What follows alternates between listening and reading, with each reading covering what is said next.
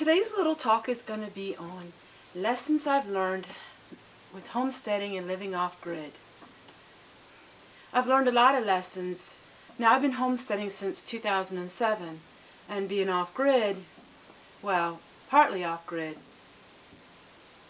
in about a year it took. It was a slow steps.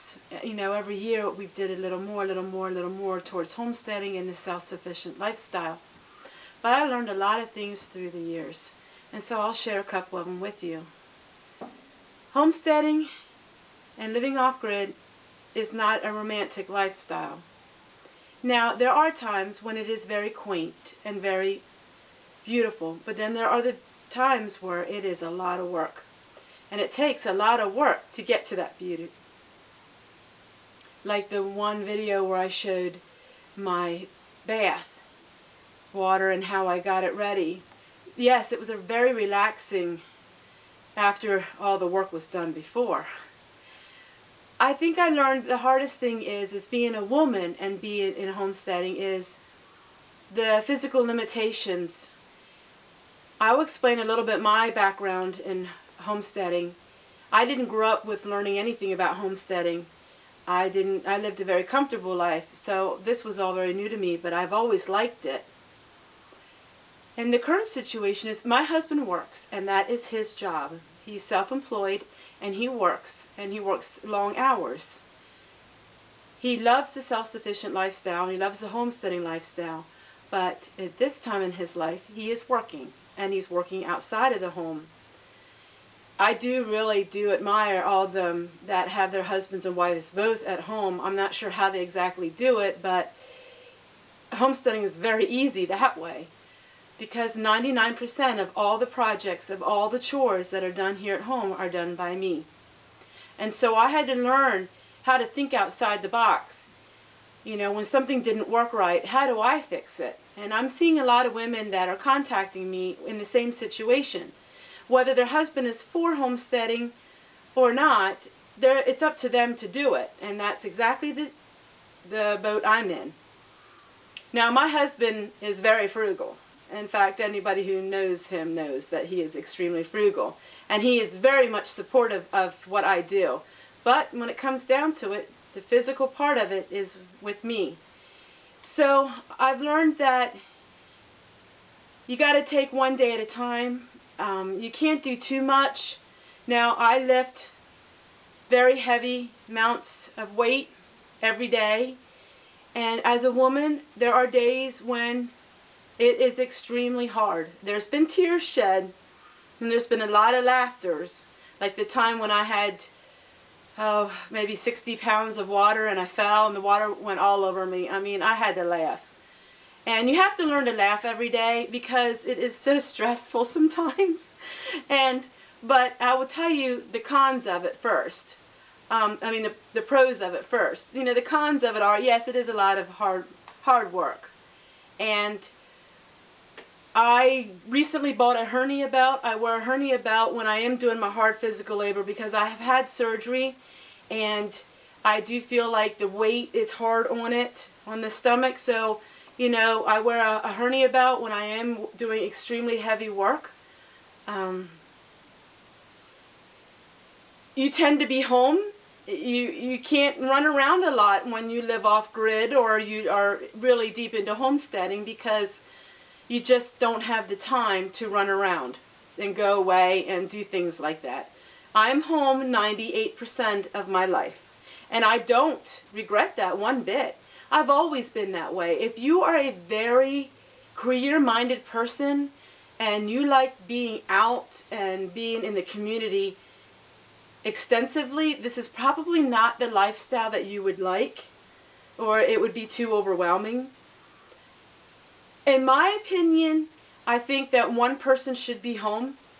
I'm sure there are some people where both of them do work and they homestead, but living off-grid, I would strongly suggest that you make sure that somebody is home, because I don't see how anybody could live off-grid and both work away. When I talk about off-grid, I'm talking about my kind of off-grid where I don't use solar or anything like that. Now, we do have a generator, But at this point in my life, I don't have thousands of dollars for solar, and I'm not educated enough to even know how to use solar.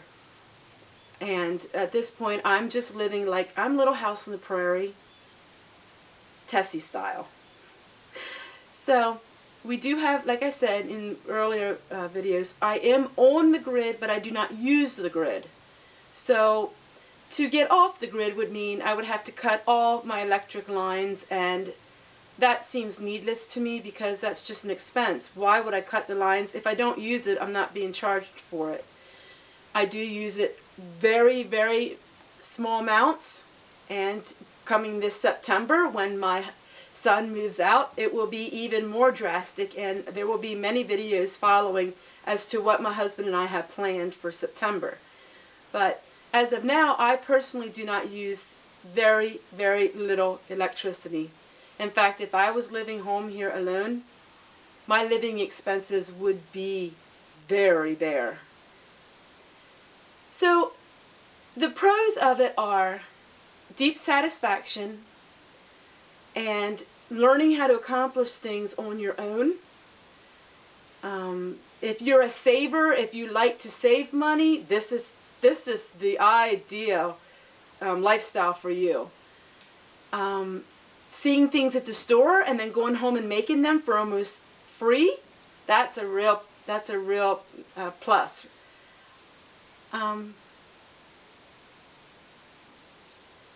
Finding purpose in life. We were all made with a desire to have a purpose in life, and while some of those are, going out into the workforce, mine is not. I have strong opinions on women and working, but that is not what my channel is about. My channel is just to show you my life and the decisions I have made in my life, and I'm noticing a lot of women who are like me.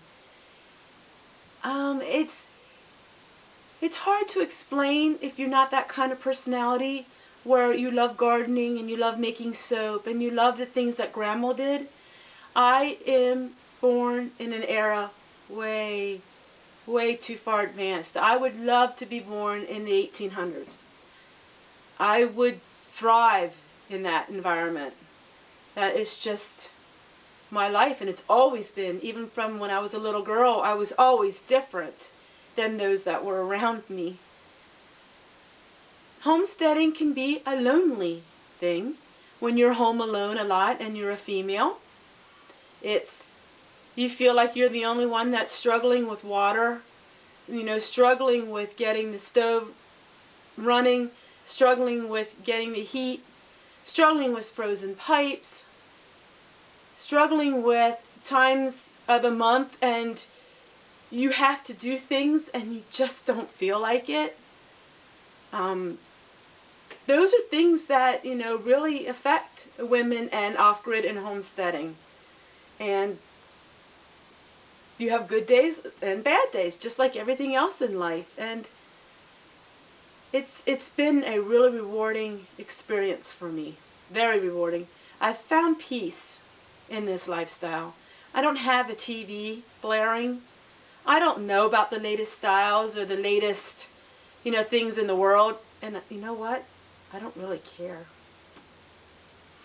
When I'm in a circle of women that aren't like me, I tend to not have a whole lot to discuss about because it's been 25 years since I had my hair done, and I've never had my nails done, and fashion, fashion in a homesteading. Oh, girls, I tell you what. Homesteading is a dirty, dirty job. You're always getting dirty, and to be pretty and always look presentable, you can just throw that out the window because you work. Homesteading is work. But then homesteading can save a person's life because they are healthier, much healthier.